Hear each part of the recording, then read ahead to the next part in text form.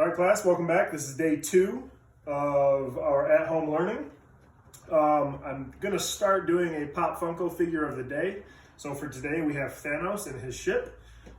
Seeing as how I think it was yesterday, or maybe it is today, was the 1-year anniversary of Avengers Endgame. So each day I'll be showing you a new Pop Funko that I have, because why not? All right, so today we're going to continue with Chapter 8. Which focuses on quadratics, but more specifically today we're going to talk about factoring.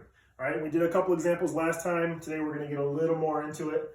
We're going to do 3 examples that are from the book. All right, so if you have your book with you at home, it'd be nice to follow along, pause the video, look at your book. I'm not going to actually write all the information on the questions. I'm just going to put the problem and then we'll do it. All right, you guys know throughout the year there's been A, B, and C. I'm not going to do all of them. I'm just going to do what I think is the main part, and then you guys should be good from there. All right, we're going to start with question 8-13. Now, in your book, it looks a little different. In your book, I believe they like to write the x squared terms in this corner, and the constants or the numbers by itself with no x's in the opposite side. So usually they go here and here with the x squared and the numbers. I like to go x squared in this corner, number always in this corner. All right, so for all our examples, if you're following along in the book, mine are going to look a little, we'll do them the same, mine will just look a little different.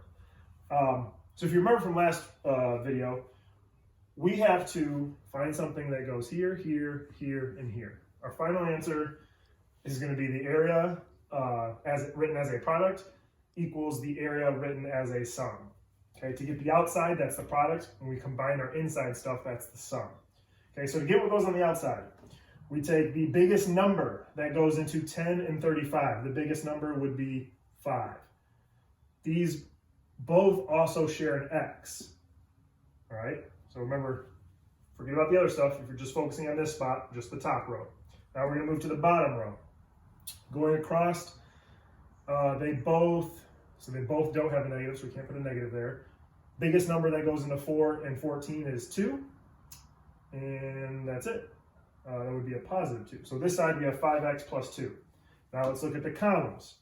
Going up and down, biggest number that goes into 4 and 10 would be 2. They also both have an x, so they have an x in common. And this last one, 14 and 35, the biggest number that those share would be a 7, positive 7. All right, so our answer, area as a product, would be this side, 5x plus 2. Multiplied by this side, 2x plus 7. There's the product. Oops. And the sum would be just combine your like terms on the inside. So you have 10x squared. These two you can combine, negative 35x minus 4x. That would be negative 39x. And then a positive 14 is left over at the end. That is the area as a sum. So product and the sum. All right, so our next problem is going to be 8-14. 8-14 has A, B, C, D, and E. We're not going to do all of those. We're just going to stick to the original problem, which looks like this. If we're looking at parts C and D, 2x squared plus 7x plus 6. All right, we're going to try to factor this right here. Now, our last problem when we factored, it was nice and easy because it was all set up in a box already for us. This one's not set up in a box. All right, so the next 2 examples are actually going to be where it looks like this to start, and then we have to factor it by putting it in our generic rectangle box.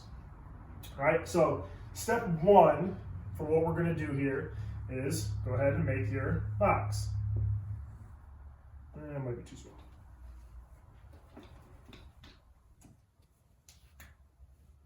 This nice and big. All right. Now, when you make your box, there's a couple things that you're going to do. Top left is always going to be this first term. So up here we have 2x squared. Bottom right is always going to be your constant or your number. Okay. Now we have to figure out, well, what's going to go in these two? Okay, once we figure that out, then we can start pulling stuff out and factoring. All right, so that was step 1. make your box.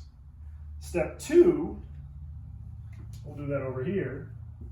We're going to make our little diamond shaped problem, or X as I like to call it. This is going to help us figure out what goes in these two corners. All right. Now, to get the top part of this, I'm going to take my first term and multiply it by my last term. So 2x squared times 6. That gives me 12x squared. Again, if you need to pause this, go back, rewatch it. If you don't know how I got this number, you can always rewind. All right, so first term times your last term goes up there. To get the bottom, that's just always going to be your middle term up here. So 7x.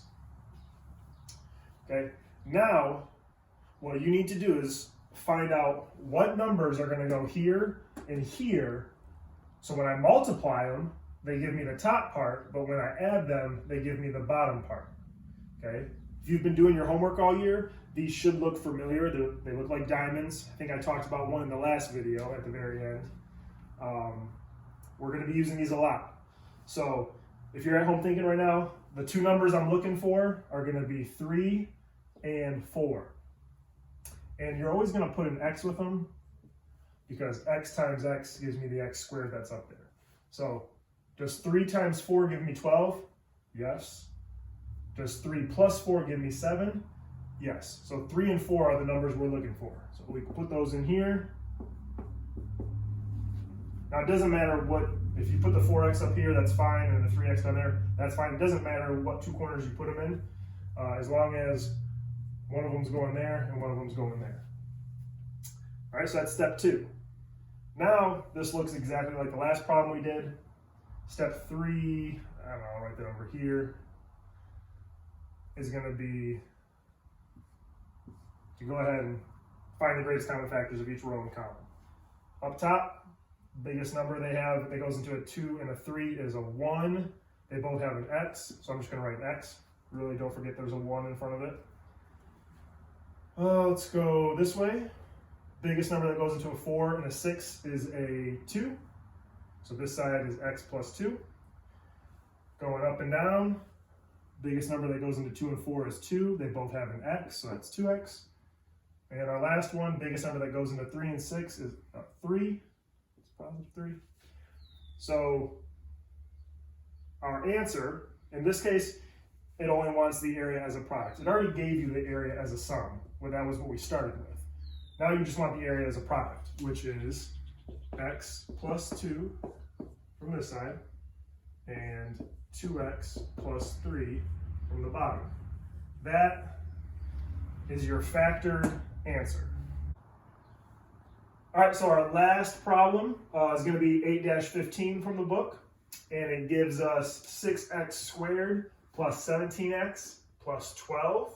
All right, this is the area as a sum. It wants us to factor it, and our final answer should be 2 sets of parentheses, which will be the area as a product. So first step, I'm gonna try to go a little slow on this one. First step, make your rectangle.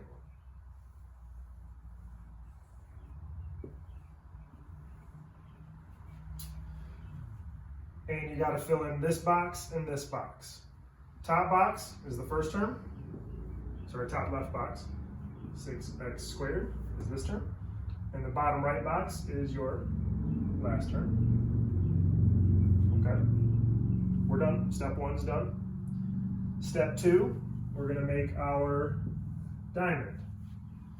Okay, to get the top part of the diamond, you need to multiply your first term by your last term. So 6 times 12, I believe that gives us 72. And it's really 6x squared times 12. So really there's an x squared that goes up there as well. To get the bottom term, that is just your middle term from up here. So 17x. And now you have to kind of do some math. A lot of this part involves guess and check. I need 2 numbers that multiply to my top part, but add to the bottom. So now sometimes if you want, on the side of your paper, maybe make a list of all the numbers that multiply to 72. If you really can't think about it off the top of your head, make a list. 1 times 72 would be my first one. Does that add to 17? Nope, so it can't be that. 2 times 36 gives me 72, but does that add to 17? Nope, doesn't give me that. You could keep going, but your answer in this case is going to be 9 times 8. Now remember, don't always forget, put an X with those two. So 9 times 8 gives me 72. Yep. Does 9 plus 8 give me 17? Yep. So I found my two numbers that go here, 9x, and here, 8x. Third step, go ahead and take your greatest common factors of the rows and the columns. Biggest number that goes into 6 and 9 is 3. They also both have an x. Biggest number that goes into 8 and 12 would be 4, positive 4. Biggest number that goes into 6 and 8, this way would be 2. They also both have an x. Biggest number that goes into 9 and 12 would be 3. So now I just need to write my final answer, which is the outsides. This side gives me 3x plus 4, and the bottom gives me 2x plus 3. And that is your final answer. Started with the area as a sum, ended with the area as a product. All right. For your assignment, there's going to be a couple questions from the book. One of them I think you can find on homework.cpm.org if you need help. The other one is not on there because it's actually from the lesson itself. So you need your book. All right. If you do not have your book, please email me and I will try to figure out a way for you to get those questions. All right.